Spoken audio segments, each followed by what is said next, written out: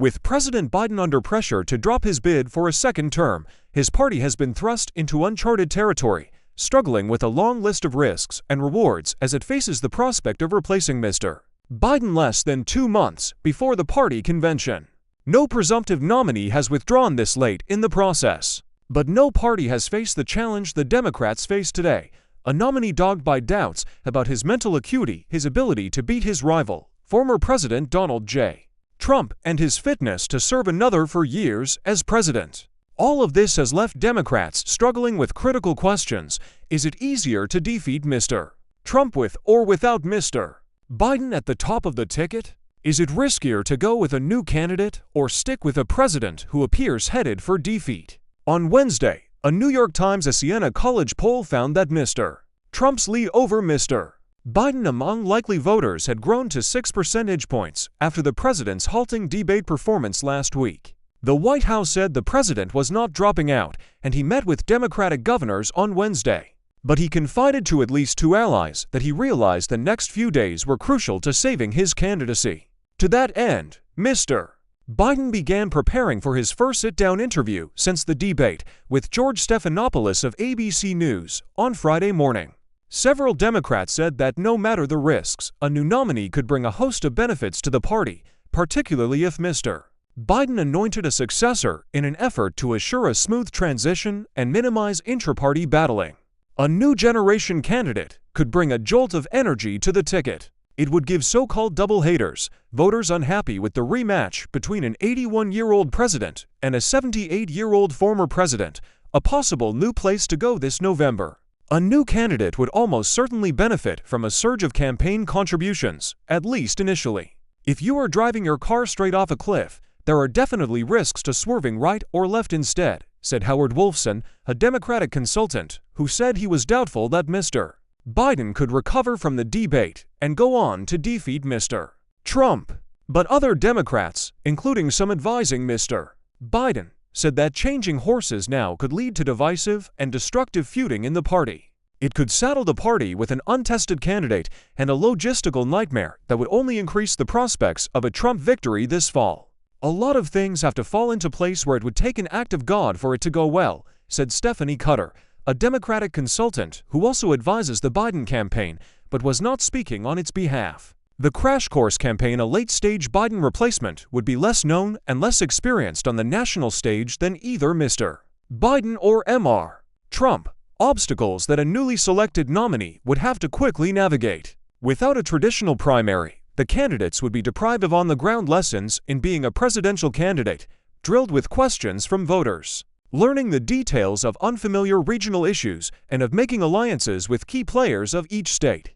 And they would not be subject to a thorough vetting and examination by the voters, their opponents, and the media of their records and political strengths and weaknesses. Political leaders have seen the risks of turning to unknown candidates in last-minute vice presidential selections. Sarah Palin of Alaska, who was John McCain's running mate in 2008, and Don Quayle of Indiana, who was George H.W.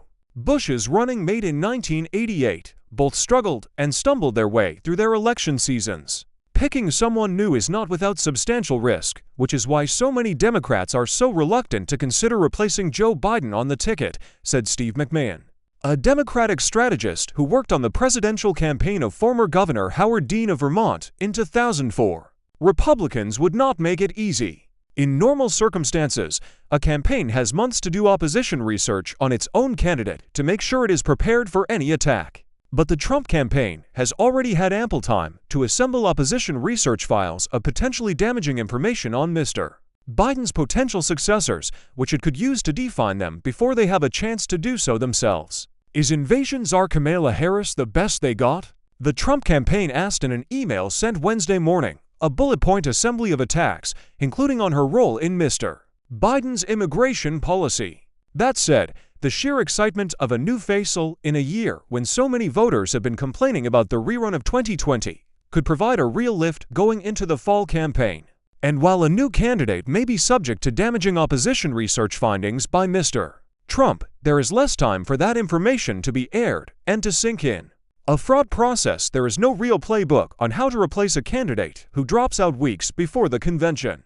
For some Democrats, the potential disarray and division are reason enough for Mr. Biden to stay in the race. One way to minimize the disruption could be for Mr. Biden to endorse Vice President Kamala Harris on his way out. Some Democrats argue. The advantage that Kamala Harris holds in this hypothetical is that she has already been vetted thoroughly, said Elaine Kamarck, a member of the Democratic National Committee and a fellow at the Brookings Institution. We probably know everything there is to know about her, which can't be said for others. And she has been in the White House for 4 years. She has plenty of name recognition. If Mr. Biden didn't name his preferred successor, should he leave the race, the process would become a fight for delegates' loyalties, one that would be likely to expose ideological and generational struggles that have been brewing for years. Fights over the war in Gaza, immigration, or policing, already expected to play out at the convention, could now become far more important, helping to determine the new nominee. One thing Democrats should never take for granted is that Democrats can agree on something, said Ms. Cutter. But that is far from a unanimous view. Ms. Kamarck said that the animosity Democrats feel toward Mr. Trump would bring them together. The antipathy toward Donald Trump's second term from 4 years ago hasn't changed, she said.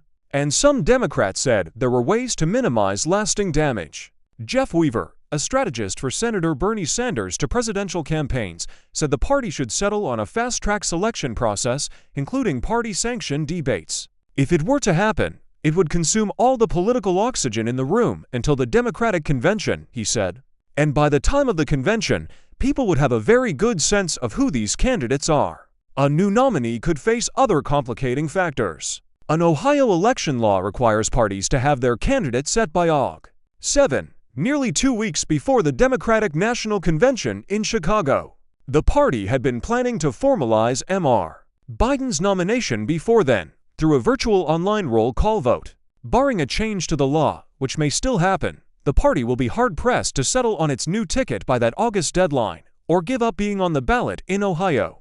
In other states, Republicans are already considering using lawsuits to block Democrats from changing the name of the nominee on ballots. Richard Winger, an expert on ballot rules who is the publisher of Ballot Access News, said he did not think such litigation could legitimately interfere with the ballots in the states. A scramble for cash, a new Democratic nominee would be likely to inherit the Biden campaign infrastructure, the party infrastructure, and organizations already set up in swing states, party strategists said. But that will get that person only so far without ample cash flow. A new candidate would need to raise hundreds of millions of dollars to mount a serious campaign and introduce themselves to America in an abbreviated campaign. Do they have $1 billion to do it, and do they have the time to spend $1 billion to tell this story? Said Cornell Belcher, a Democratic pollster who argues that switching candidates would be a bad idea for the party. The answer in part depends on whether this candidate is Ms. Harris. Saurav Ghosh, the director of campaign finance reform at the Campaign Legal Center, said that as Vice President Ms. Harris would be able to take over Mr. Biden's campaign accounts if she became the nominee, where others would not. If the new nominee is not Ms. Harris, Mr. Biden's war chest could revert to the Democratic National Committee, which could spend only $32 million of that in coordination with the campaign. Several top Democratic strategists said they were not concerned about that challenge. The new candidate's coffers would probably be flooded with online donations from rank-and-file supporters. Better still, donors who had given the maximum amount to Mr. Biden, and could therefore not give more to Ms. Harris, would have a clean slate to give maximum donations all over again to a different nominee, a potentially huge windfall. Also, the Democrats' array of well-financed super PACs, which can raise and spend unlimited sums, but may not legally coordinate with campaigns as they do so, would almost certainly shift quickly to back a new nominee. Still, the supporters of Mr. Biden who opposed the idea of a change said it would not be as easy to fire up a new campaign as those pushing for one may think. You can't snap your finger and assume it materializes, said Gov. Phil Murphy of New Jersey, who insisted Mr. Biden would be the nominee in the fall. Earlier, Biden told governors that he remains in the election race at a meeting with Democratic governors at the White House. The president was questioned about the path forward as he worked to win support from elected leaders. President Biden told a group of Democratic governors on Wednesday that he was staying in the 2024 campaign as the group peppered the president with questions about the path forward after Mr. Biden's disastrous debate performance last week. After the meeting, a handful of governors spoke with reporters outside the White House, with one, Gov. Kathy Hochul of New York, declaring, "President Joe Biden is in it to win it, and all of us said we pledged our support to him." Gov. Tim Walz of Minnesota, the chair of the Democratic Governors Association, said, "He has had our backs through COVID, through all of the recovery, all of the things that have happened. The governors have his back, and we're working together just to make very, very clear on that." But he added, "A path to victory in November is the no. One priority, and that's the no. One priority of the president." Gov. Wes Moore of Maryland echoed the sentiment. In a statement, Gov. Gavin Newsom of California said, "I heard 3 words from the president. He's all in. And so am I." And Gov. Gretchen Whitmer of Michigan posted her support on the social media site X. The meeting closed with Vice President Kamala Harris describing the threats to democracy that a victory by former President Donald J. Trump could pose, tossing at least one expletive into her remarks, according to a person briefed on what took place. But Ms. Hochul's statement that the governors pledged our support to Mr. Biden unsettled some people who had attended the meeting, according to the person briefed on what took place and another person who was also briefed. Both of those people said there was no around-the-room ask for support, and that more than a half-dozen governors expressed concerns in the wake of Mr. Biden's halting, whispered debate performance against Mr. Trump in Atlanta. Gov. Janet Mills of Maine bluntly told Mr. Biden that his age was fine, but that people did not think he was up to running, according to one of the people briefed on what had happened. Gov. Michelle Lujan Grisham of New Mexico jumped in and said Mr. Biden was at risk of losing her state, according to another person briefed on what had taken place. Gov. Ned Lamont of Connecticut said he had to make the case to voters. Another asked Mr. Biden what the path forward was. Aides to Ms. Mills and Ms. Lujan Grisham did not immediately respond to requests for comment. The meeting came together quickly, organized by Mr. Walz, after the governors met among themselves on Monday. Many at that meeting expressed exasperation that they had not had direct contact with Mr. Biden and still had no clear sense of what was happening after the debate. The governors are among Mr. Biden's staunchest defenders. Mr. Newsom will headline campaign events for the president in Michigan, Pennsylvania, and New Hampshire this weekend, and they are among those who are most concerned about a second Trump administration. Governors were those dealing most closely with the coronavirus pandemic in 2020, at a time when Mr. Trump doled out aid to states based on which governors he felt had been personally obsequious to him, or at least uncritical of him. But they also have been looking for answers. Gov. Josh Green of Hawaii, who attended the meeting virtually and who is a physician who led his state's response to the pandemic, said the president shared he is staying in the race. He shared candidly he was exhausted the day of the debate and was very direct about that. Drive. Green added that Mr. Biden was clear and focused in our meeting, and I found him to be solid. He said that Ms. Harris was amazingly supportive and described a Biden presidency as vastly preferable to another for years of Mr. Trump in office. But he also added, I suspect people will need to see the president in person and on TV to be convinced he is up to it.